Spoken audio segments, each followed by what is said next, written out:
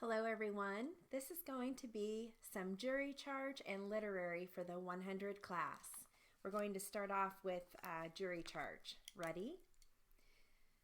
You need to know how each little piece of evidence in this 2-week trial is going to fit into the big picture. It is going to fit into whether or not Ian Thomas is guilty of the 3 offenses for which he has been charged. I have told you, and you know, and most of you, I think, all of you, have indicated in your questionnaires that you were at least somewhat familiar with the Kyle Matthews case, but you didn't hear the evidence in that case. Now, some of that evidence, as I mentioned, may or may not be contested, but because of the importance of this case, it is still necessary to tell you the whole story. It is necessary to explain all of the physical evidence as well as the evidence that may be directed towards Ian Thomas, and some of that evidence again will be physical evidence, and some are going to be statements. We intend to tell you about all of that, certainly, during this opening statement and during this process. The judge told you that Mr. Thomas has been charged with 3 separate offenses: first degree of intentional homicide, mutilating a corpse, and first degree sexual assault. He told you the elements, that is, what it is the state has to prove, and we certainly intend to do that in this case. All right. The first legal concept that I want to talk to you about is the party to the crime. The judge has instructed you that a party to the crime is a concept or a form of criminal liability that is committed either when somebody commits a crime themselves or when they aid and abet the commission of the crime. Now, this is the law. Judge Mock will tell you what the law is. So whether you think this is a good idea or a bad idea, it's the law, and you have to follow this law. And so the description or the explanation of, as an example, what aiding and abetting means is important for all of you to know. The judge has told you that a defendant can aid and abet the commission of crime if he assists somebody who commits it, or importantly, and what you might hear in this case, as the evidence may show in this case, quite a bit, is that the individual in this case, Ian Thomas, stood ready and willing to assist, and that the actor in this case, Kyle Matthews, was an individual who knew of Ian's willingness to aid and abet. All right? Now, I'm telling you that this early in this case because this is an important concept. It's important for you to understand what the criminal liability is. And again, whether you agree with it or don't agree with that concept, it's something the judge tells you that you have to accept and you have to adopt. I'm going to introduce you to a lovely young woman. This is Haley Mears. Ms. Mears was 25 years old on Halloween of 2005. You are going to hear evidence in this case that Ms. Mears was single, that Ms. Mears was a college graduate. Ms. Mears was a freelance photographer. She was a daughter. She was a sister. She was a friend. And she had her whole life ahead of her.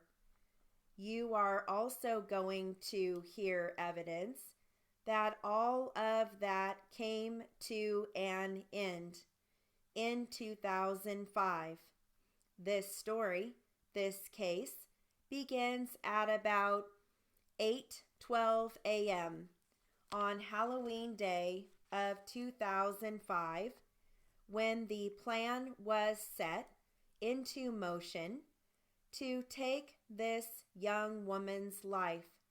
The plan was set into motion to rape and to kill and to mutilate this 25-year-old innocent young woman. The investigation of this case begins when we learn that Ms. Mears was reported missing on Thursday, the 3rd of November, 2005. She was a photographer. One of her contracts, one of the reasons that she was a photographer was she worked for a magazine. She worked for what is called Auto Trader magazine, which was a magazine that sells cars. It has ads about the cars, and it requires photographers to go around and take pictures of those cars.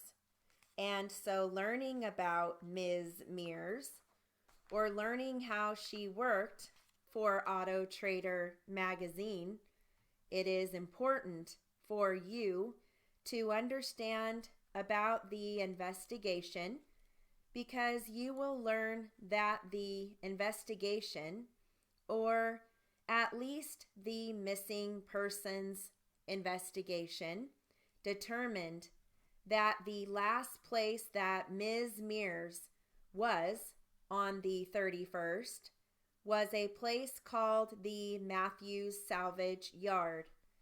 This is a place located here in Smith Rock in a place called the town of Libing. It is rural Smith Rock. It's kind of in the northern edge of Smith Rock, but it's a junkyard, a salvage business that has junked cars.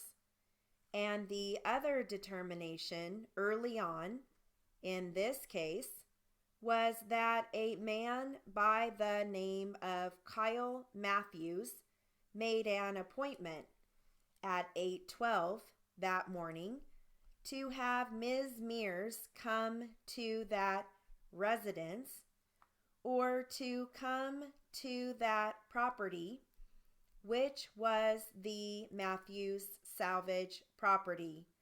I've alluded a little bit earlier about the case against Kyle Matthews, and you first need to know about the case against Kyle Matthews, the investigation that pointed towards Kyle Matthews being involved in this case. You may already know, and many of your jury questionnaires told us that you knew at least some things about this man, about Kyle Matthews, that he had achieved some degree of notification when he was exonerated, when he was released from prison for a 1985 sexual assault. You may know that Mr. Matthews, or you'll hear in this case that Mr. Matthews was exonerated or set free because of something called DNA evidence. But there was some DNA evidence from this case that didn't match. All right.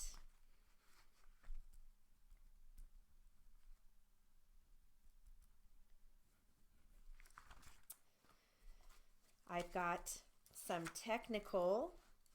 a technical article for you. So you're going to hear evacuation, vertical, framework, superstructure, anchor, and grillage.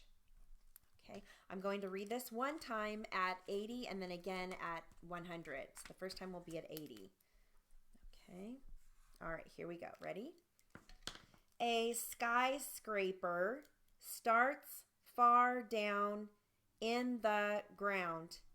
The foundation for a skyscraper begins deep down in the excavation. This is where the steelwork starts upon which the whole structure rests. Base plates are placed on the concrete to carry the load. To achieve an even stronger foundation for very tall buildings, a framework of cross beams and sleepers is constructed. A sleeper is a piece of steel which is placed on the ground to carry the weight of the superstructure. This framework of sleepers and cross beams is called a grillage. Whether there are grillages used or just base plates, there are anchor bolts which are embedded deep in the concrete to hold the base plates or grillages in place and help to position the bottom columns. Okay, so I'm going to read that again at 100. That was at 80. Okay, here we go. A skyscraper starts far down in the ground. The foundation for a skyscraper begins deep down in the excavation.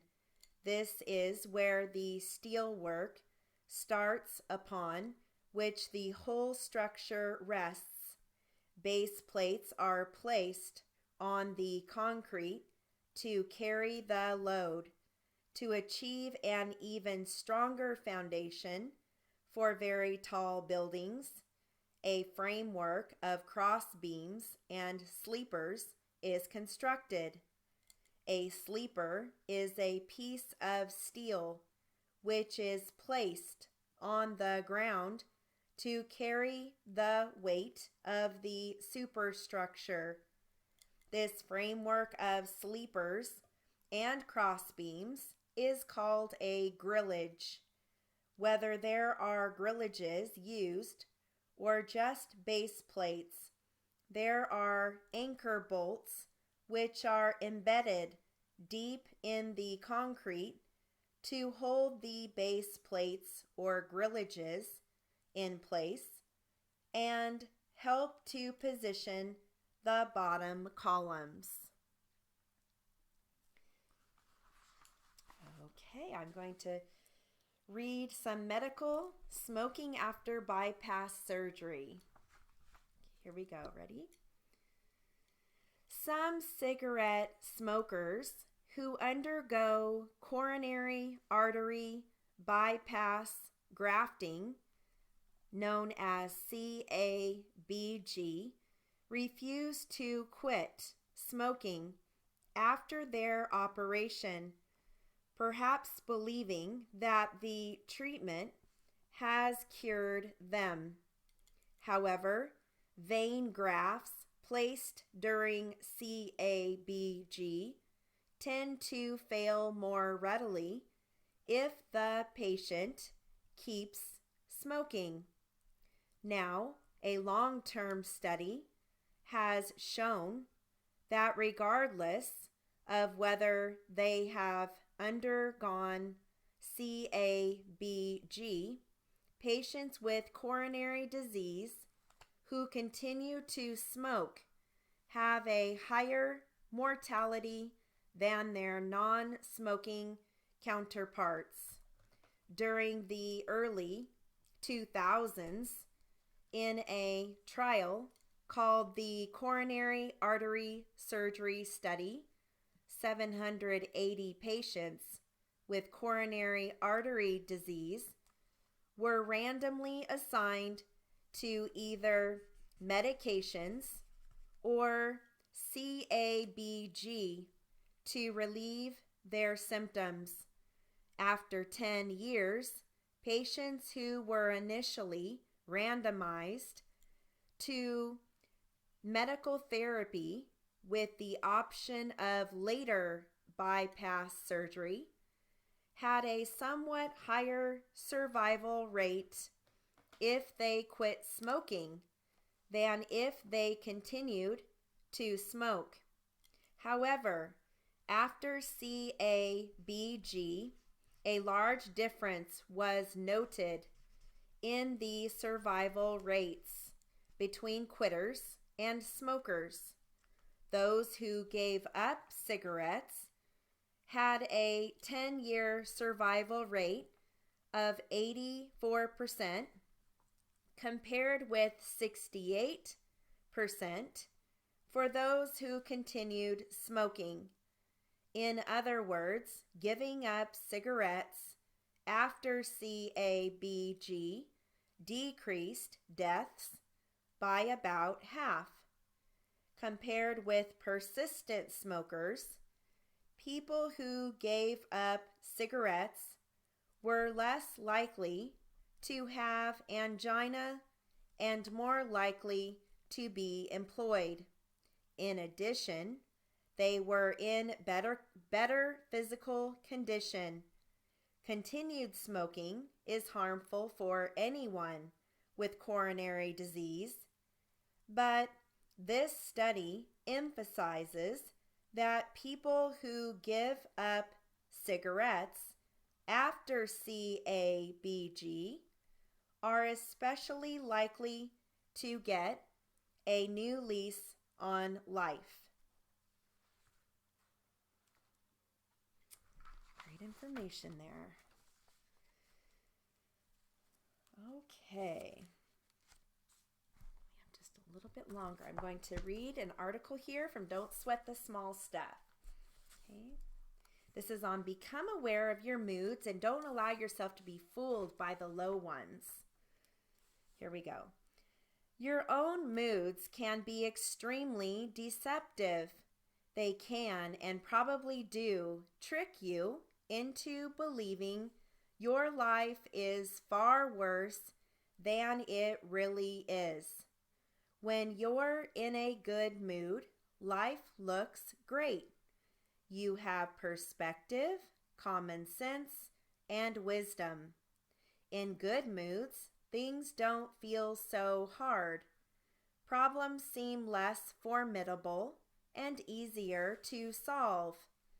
When you're in a good mood, relationships seem to flow and communication is easy. If you are criticized, you take it in stride. On the contrary, when you're in a bad mood, life looks unbearably serious and difficult. You have very little perspective.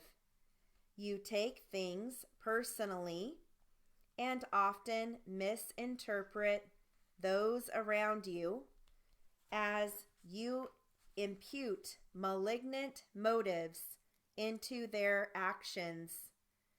Here's the catch. People don't realize their moods are always on the run. They think instead that their lives have suddenly become worse in the past day or even the last hour. So, someone who is in a good mood in the morning might love his wife, his job, and his car. He is probably optimistic about his future and feels grateful about his past. But by late afternoon, if his mood is bad, he claims he hates his job, thinks of his wife as a nuisance, thinks his car is a junker, and believes he's going nowhere in his career. If you ask him about his childhood, he'll probably tell you it was extremely difficult and blame his parents for his current plight. Such quick and drastic contrasts may seem absurd, but we're all like that. In low moods, we lose our perspective. We forget that when we are in a good mood, everything seems so much better. We experience the identical circumstances, who we are married to, where we work, what car we drive, our childhood entirely differently, depending on our mood. When we are low, rather than blaming our mood, as would be appropriate, we instead tend to feel that our whole life is wrong, as if we actually believe our lives have fallen apart. The truth is, life is almost never as bad as it seems. Rather than staying stuck in a bad temper, you can learn to question your judgment. Remind yourself, I'm feeling defensive or angry, stressed or depressed. I'm in a bad mood. I always feel negative when I'm low. When you're in an ill mood, learn to pass it off as quickly as that. An unavoidable human condition that will pass with time if you leave it alone. A low mood is not the time to analyze your life. To do so is emotional suicide. If you have a legitimate problem, it will still be there when your state of mind improves. The trick is to be grateful for our good moods and graceful in our low moods, not taking them too seriously. The next time you feel low, remind yourself, this too shall pass, and it will. I have gone over, so that concludes our literary and jury charge. Have a great day.